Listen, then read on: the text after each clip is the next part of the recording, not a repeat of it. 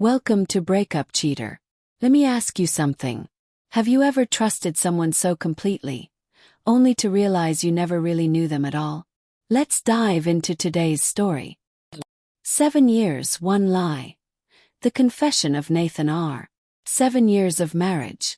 7 years of trust, loyalty, and quiet routines. And it all unraveled fast. I'm Nathan. I met Claire in college. She had this wild, magnetic energy, sharp mind, easy laugh, and a way of looking at you like you were the only person in the world. I was hooked from day one. We graduated, got married, settled into a life that, at least from the outside, looked picture perfect. Until it wasn't.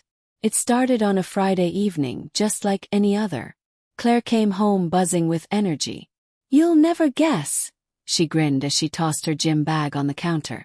"Jenna thinks I should start going to her gym with her. Get out of this rut. Maybe shake up the routine." Claire and I were never the fitness couple. We were movie night people. Takeout and cozy nights in. But sure, why not? It was a healthy change. I smiled, supportive. Sounds like a good idea. And that was it. That tiny moment, that harmless decision, was the beginning of the end. She started going regularly. Talking about the gym. About Aiden, her trainer. About how he was helping her perfect her deadlift form. Fix her breathing, push herself harder. Just Aiden. No big deal, right? Well, at first, I chalked it up to new hobby enthusiasm. But soon it became routine, bordering on obsession. She'd spend hours there. 2, sometimes even 3. She'd come home with a glow I hadn't seen in years. Flushed cheeks, tousled hair, and bruises. Marks I didn't recognize. Not the kind from weights. "Rough workout," she'd mumble if I asked. But there was more. Her best friend Jenna. Twice divorced. Both times due to cheating. And lately, Claire and Jenna were inseparable. Gym nights turned into girls' nights. Drinks, late returns, evasive explanations. My gut was screaming, but my brain kept whispering, "Don't jump to conclusions. Don't be that guy." Until one night when fate walked right up to me. Claire and I were strolling downtown after dinner. A quiet, peaceful evening, until we passed by a cafe I often visited for lunch. And there she was, Madison. The barista who always gave me an extra smile, a knowing glance. Madison's eyes widened when she saw me with Claire. "Oh hey," I said awkwardly. "This is my wife, Claire. Claire Madison. She works at the cafe next to my office." Madison's expression changed. Subtle but sharp. Her smile faltered for a split second, then recovered. "Nice to meet you," she said coolly. Later that night I got a message from an unknown number. It was Madison. "Nathan, please. I need to talk to you. It's important." I almost ignored it. I should have ignored it. But something told me not to. We met the next day. She looked uncomfortable, like she was sitting on a secret she didn't want to hold anymore. "I didn't know she was your wife," Madison said softly. "But I've seen her. The gym. With someone. And your wife isn't just working out with him. I've seen them together. Holding hands. Kissing in the parking lot." I felt my whole body lock up. My throat tightened. I needed proof. The next day, I left work early and parked near the gym. I watched, waited, and then I saw them. Claire and Aiden. They walked out laughing. His hand brushed her lower back. She leaned into him, looking up with soft, warm eyes.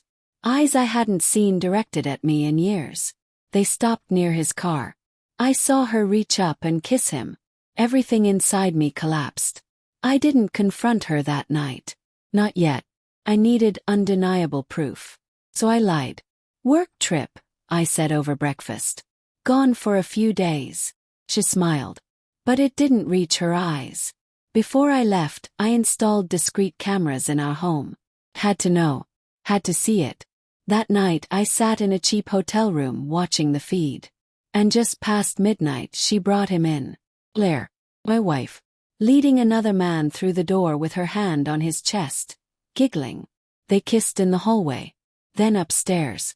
And what I saw next, what I heard, burned itself into my soul. You're so much bigger than Nathan. The words hit like a gunshot. I drove home, trembling with fury. When I got there, I didn't knock. I didn't announce myself. I just walked in. I found them in bed. Her hair tangled, his shirt halfway on. He gasped. Nathan. You said. Oh, I said a lot of things, I cut in. But apparently so did you. He turned to Aiden. Get out. Now. Claire tried to speak. I didn't let her. You could have told me. You could have said you were unhappy. You could have asked for help. But instead you brought him into our bed. Tears welled in her eyes. But she didn't apologize. I needed more, Nathan. I was tired of pretending. Of faking it in bed. You were never enough for me. I don't even remember what I said after that. I just remember the silence. The weight of betrayal. The next day I filed for divorce. The divorce took 5 brutal months. We didn't speak. I didn't want to. What was left to say? But something unexpected happened.